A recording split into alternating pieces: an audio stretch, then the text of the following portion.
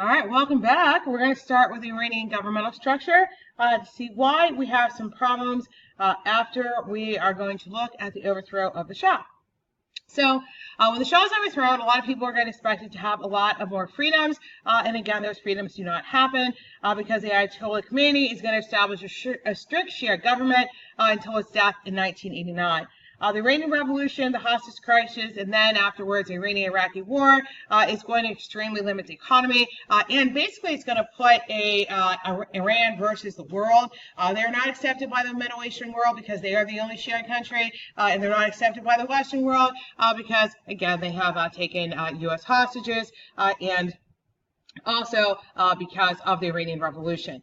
So the end result is that they're going to experience very extreme economic boycotts that are going to limit the progress of their oil industry. The Ayatollah Khomeini is considered to be one of the greatest religious leaders and ended Western domination in the area. Although he does have a ton of economic problems, but he does end Western domination of Iran. After his death, you have Ali Khamenei, who is going to become the extreme leader after that. Supreme Leader. Supreme Leader is Commander-in-Chief and also is going to control the intelligence and security operations. He does have the power to declare war, appoint and dismiss judiciary positions, controls the media, and can appoint 6 out of the 12 members of the Council of Guardians, who then oversees the parliament. The president is responsible for setting up economic policies, but it is controlled by the supreme leaders. You do have 290-member parliament that are elected every 4 years. It is their responsibility to draft legislation, ratify international treaties, and approve the budget. The majority of the leaders are not Islamic clerics, which means that they're definitely going to be in odd with the supreme leader, who is the Islamic cleric and maintains control of the Council of Guardians. So the 12-member Council of Guardians are then appointed by the extreme leader and have to be approved by the parliament. They do have the authority to interpret the Constitution, also determine if laws passed by Parliament are in alignment with the Sharia or Islamic law, and they can examine presidential and parliamentary candidates to determine if they're eligible for their position, and they also have the power to veto. Conflicts between the Council of Guardians and the Parliament have increased with modernization. We do have an expediency council that's going to be created to mediate disputes and reach agreements. In most cases, expediency council is going to be supported by the Council of Guardians, and basically, again, that is going to be supported by the Supreme Leader. Many democratic countries believe that the Iranian population would actually support more democratic reforms and that they are being oppressed. However, the U.S. has imposed economic sanctions on Iran due to terrorism and acquiring nuclear weapons. Those sanctions have greatly reduced Iranian economic potential and has led to increased restrictions on oil exports, revenues, currency, and trade. Iran also was included in the axis of evil, along with Iraq and North Korea, under the Reagan presidency.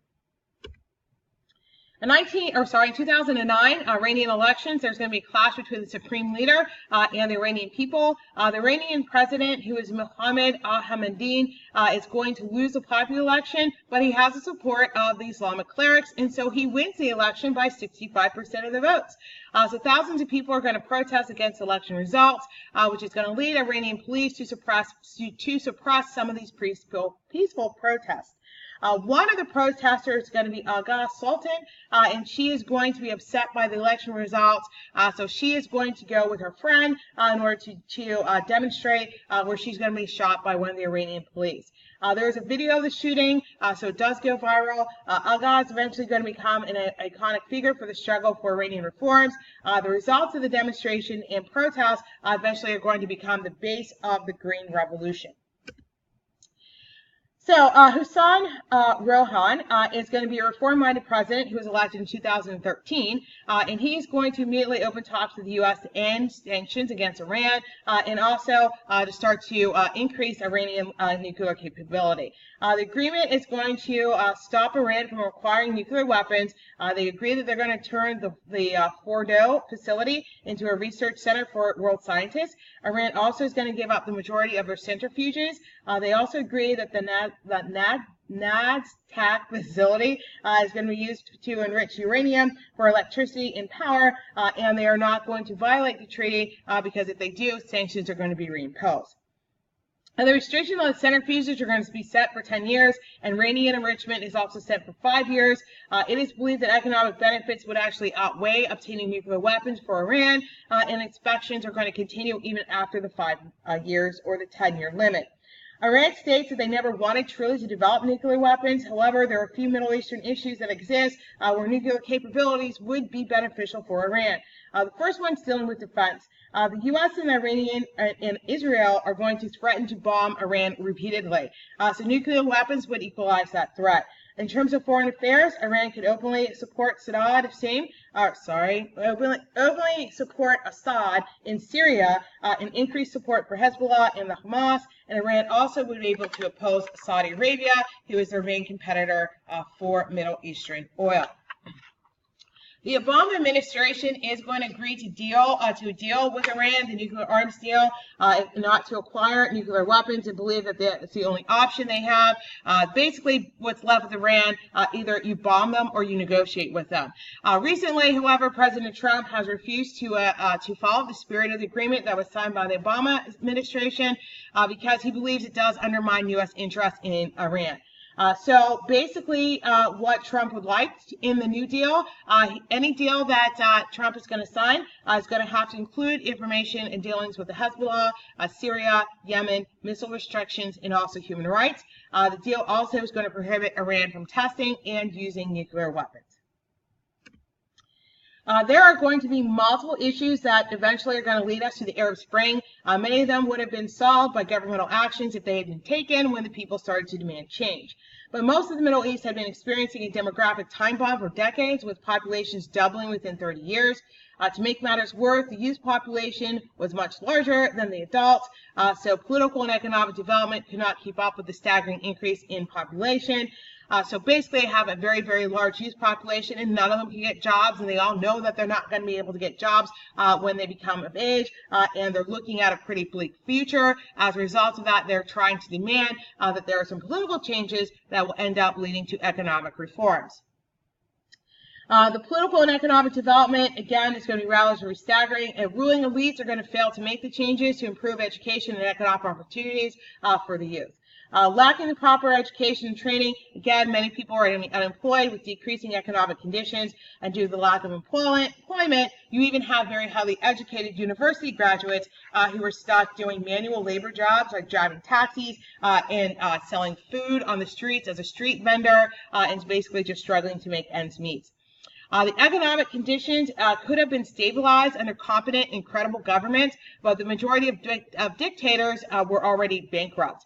They also refused to make ideological changes to remain in power. Most of the population was very cynical about the legitimacy of the dictators, so most of them overthrew some other leader to gain their power, and they basically used the military or the police force to stay in control.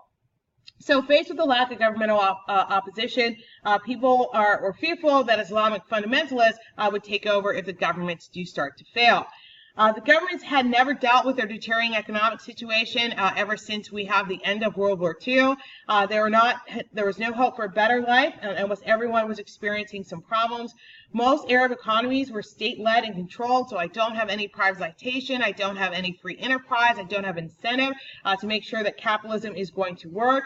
The versions of capitalism that you did see in the Middle East were relatively corrupt, very similar to the corruption we saw in capitalism going on inside of Russia. However, new business elites are going to start to form large amounts of fortunes, and their fortunes, again, are going to be a symbol that it is a corrupt system run by the government where everyone does not have equal access to economic opportunities and or education. The mass majority of people are going to be living for under $2 a day. There have been other revolutions before the Arab Spring, and none of them spread across the whole entire region. It sort of was the right situation, the right combination of people at the right time that's going to lead this whole entire thing to spread across the rest of the Arab world and actually have a mass appeal due to a very common universal message. All of our other revolutions had a very specific ideal of how they were going to replace existing governments and what the new Muslim world should look like. That is not the case with the Arab Spring. They have a very generic message, and that is that all Arabs were to take back their country from corrupt elites. Does not matter if it was religious elites, secular elites, or if it's just going to be, monarchies or dictatorships. You are to take over your country from corrupt government. So instead of ideological slogans, protesters are going to wave national flags. That's going to encourage more and more people to join the protest. People want the end to these corrupt regimes. Secular regimes and Islamists, left-wing, and advocates of liberal economic reform, middle class and poor are all united against a common enemy, and that is whichever dictator or regime that is controlling their country. The second thing with the Arab Spring that allows it to spread so readily is the use of technology. It is going to be the first time that protests are going to be announced on Facebook and using Twitter. So within a very few short days, you're going to be able to gather tens of thousands of people at a uniform meeting place through social media. Social media also provides a degree of safety for the people who are posting or commenting about various items and various topics because they cannot be identified. So I can now anonymously make a post about a location, about a protest, about the government without fearing of retribution or the arrival of police forces or the secret police. It was very, very difficult for the government to deny the force that was used after people started to meet at various locations in order to protest against the government, because the videos were posted and the videos went viral pretty quickly. So there is video evidence of the government's reaction against peaceful protests. So in general, the use of social media made the protests and the issues dealing with the Arab Spring spread very quickly and easily and without fear of retribution.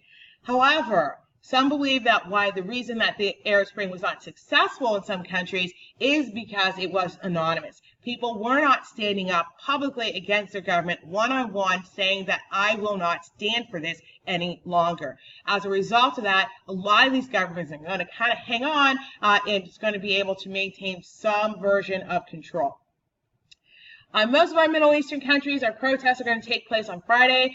People are already going to be gathering from the mosque at the mosque for weekly prayers, and then afterwards they're going to then join the protest. Again, the use of force in most countries is going to backfire against the government because every funeral for a victim of state violence became a reason for the revolution to spread, a reason for somebody else to join the movement.